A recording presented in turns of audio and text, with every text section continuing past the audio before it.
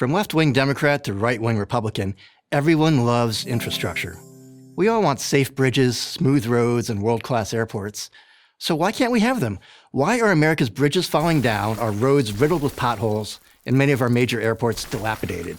Why can't the United States build or repair infrastructure like European and Asian countries do? The answer is not complex.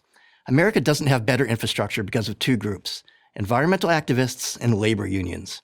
What has happened to the Keystone XL pipeline, a project to bring oil from Canada to refineries in the U.S., is a typical example. According to environmental groups, this vital piece of infrastructure is a guaranteed disaster. Never mind that pipelines are, by all measures, a much safer way to transport oil than rail cars. Say the words fossil fuel, and the Greens are against it. In November 2018, in the U.S. District Court of Montana, Judge Brian Morris, an Obama appointee, halted Keystone's construction for the third time.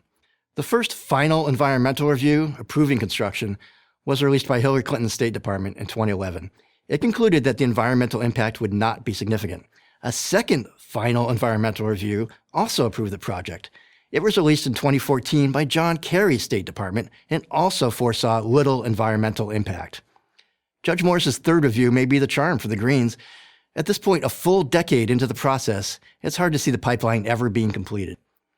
Keystone is a case study of what Brookings Institute scholar Robert Kagan calls adversarial legalism, environmental reviews of every aspect of every public improvement. In a given year, the federal government produces 50,000 environmental assessments. Individual states and cities add thousands more. And this isn't new. A routine dredging project in Oakland Harbor, begun in the 1970s, wasn't completed until the mid-1990s because of legal and environmental challenges. 4 such challenges gummed up a water desalination plant urgently needed in dry San Diego. That process started in 2003 and was needlessly delayed for 12 years.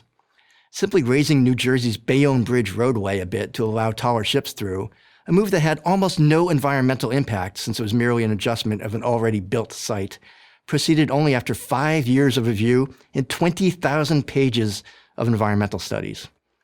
Americans like to think of themselves as more freewheeling and less regulated than European and Asian countries, but when it comes to infrastructure, this just isn't true. Europe and Asia don't have the redundant layers of city, state, and federal bureaucracies that we do. As a result, their ideas get proposed, approved, and built in the time it takes us to agonize over a single environmental impact study. And to add insult to injury, their roads, bridges, subways, and airports are much cheaper to construct. A 2011 study by Israeli mathematician Alon Levy found that a mile of subway track in Japan or continental Europe typically costs $200 to $450 million per mile. Vancouver, Canada comes in lower than that. The Canada Line, a 40% underground rail system in a densely populated area, cost $130 million per mile.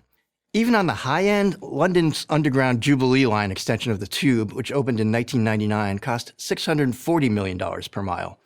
But in New York City, the 2nd Avenue subway, a 2-mile extension of an existing line, took 10 years and cost $2.4 billion per mile. And that's not an anomaly. The East Side Access Project, connecting Long Island residents to the east side of Manhattan, is set to cost an astonishing $3.5 billion per mile, according to the New York Times, which calls that 7 times the average cost in other cities around the world. Construction began in 2007 and hopes to wrap in 2022. 2030 sounds more realistic. Why is everything so expensive to build in the U.S.? Enter the labor unions. Their motto seems to be work slowly and charge more. Sometimes don't work at all. Workers from New York City's Sandhogs Union, which is critical to such projects, cost an astounding $111 per hour in wages and benefits, according to the Times investigation. A task that could be done in Madrid with 9 workers requires 24 in New York City, according to an estimate by the city's own Metropolitan Transportation Authority. It gets worse. An investigation of East Side Access construction found that roughly 200 of 900 workers on the underground project were being paid to do nothing. And such price tags and questionable union practices are not unique to New York City. In Boston, a simple Green Line extension of the light rail network that is being built on the surface, not underground, is set to cost some $530 million per mile. The result of all this? Americans are living in a 20th century infrastructure world. We can't build a 21st century one. The unions and environmentalists won't let us. I'm Kyle Smith of National Review for Prager University. Thank you for watching this video. To help keep PragerU videos free, please consider making a tax-deductible donation.